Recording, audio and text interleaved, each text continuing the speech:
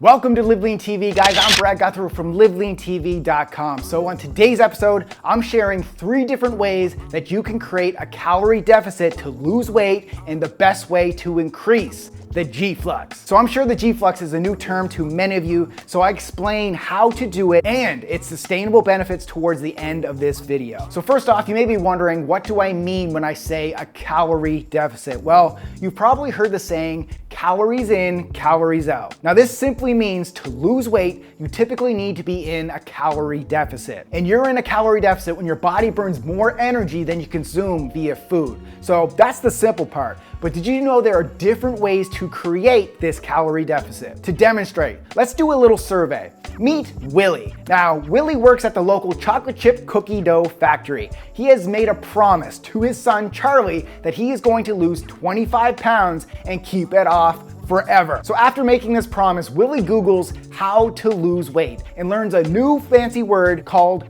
thermodynamics, which in simpler terms refers to burning more calories than you consume. Now, Willie's first thought was, I'll just starve myself to create the biggest calorie deficit I can. Then 4 seconds go by and Willie realizes that he works at the damn chocolate chip cookie dough factory. So then he does a little more searching and learns that a decent daily calorie deficit is 500 calories. So Willie also discovers a decent way to find out how many calories you burn in a typical day. And guys, I just created a new calorie calculator over on our blog at Live Lean TV. There's a link down there. All you'd have to do, click your gender, your age, your weight, your height, and then you just click on your activity level and it will spit out how many calories you need to maintain your weight, lose weight, or build muscle. Then he takes out a piece of paper and writes down 3 different ways to create this 500 calorie deficit. Strategy A, just eat less food. So eat 500 calories less than he burns in a typical day without working out. So his total calories burned throughout the day,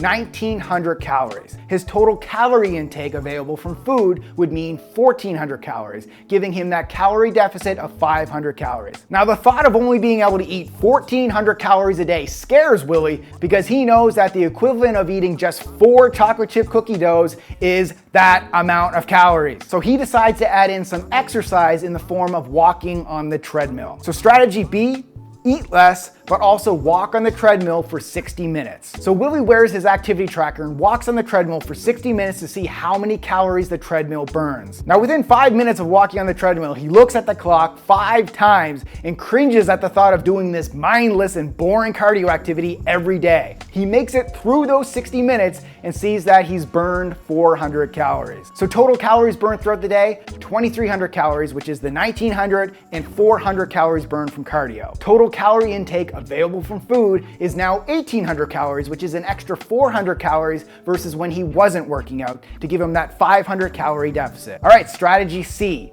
Eat less and follow an Afterburn style workout program. So Willie hears about a unique and fun type of workout style called Afterburn training that combines weightlifting and cardio to really boost your metabolism, burn fat, all while building lean muscle. So he follows one of the workouts from the program, finishes within 45 minutes and feels amazing. Not only did the time fly by, but he feels young and athletic and he actually enjoyed the workout. Then he checks his activity tracker and it shows that he burned 650 calories during the workout. So total calories burned throughout the day, 2,550. So that's 1,900 calories plus the 650 calories from the workout. Total calorie intake now available from food, 2,050. So that creates a deficit of 500 calories. So after doing the experiments, Willie looks at each strategy carefully. Even though they all create that 500 calorie deficit, the process to get there are different. So according to Willie, calorie deficit strategy A sucked. The reason was because he couldn't eat very much food, which made him feel super weak and vulnerable to losing muscle,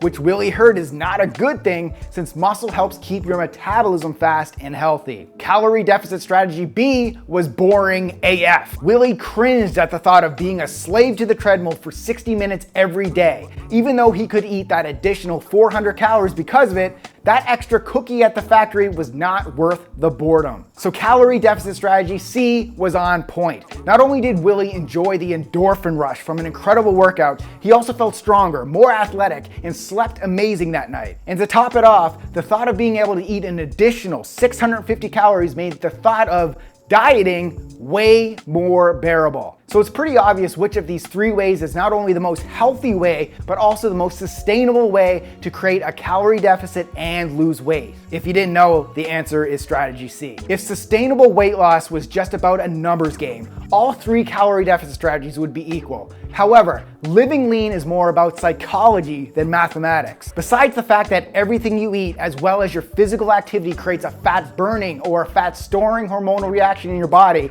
the simple equation of creating a calorie deficit needs to be sustainable. Since strategy A is an extremely low calorie approach to weight loss, it's creating a hormonal reaction that can slow your metabolism. It does this because when your body is excessively underfed for long periods of time, it can enter starvation mode, meaning your body holds on to stored fat for survival while burning muscle for energy. And since muscle is the key to a fast and healthy metabolism, you eventually become a skinnier, saggier, fat person. Now, strategy B is creating a slightly better hormonal environment as you can eat more, but the 60 minutes a day of cardio can be super boring, meaning most people will quit before they even see any weight loss results. Plus, this much cardio on a reduced calorie diet can also burn into lean muscle tissue. Hello, weak and slow metabolism. So with all that said, strategy C is the clear winner. Not only do you get to eat more food, which will keep you energized, you'll also love your workouts and you'll love the body recomposition results. More lean muscle, less flabby body fat means healthier metabolism and more daily calorie burn. So the best way to create a healthy calorie deficit is by increasing your G-Flux. Now, this is just a simple equation, guys. So eat more food and exercise more, but still being in a calorie deficit equals losing more while still being strong and healthy.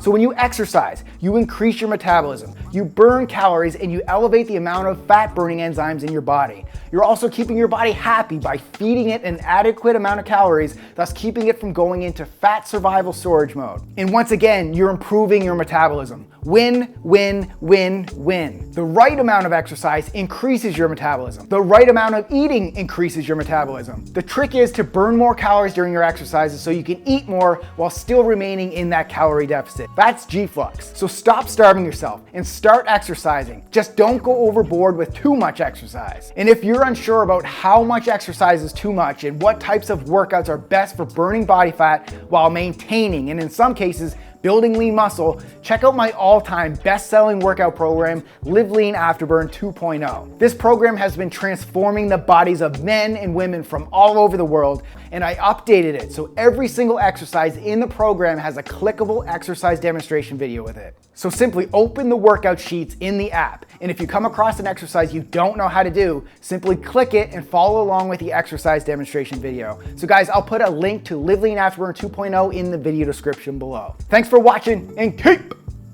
living lean.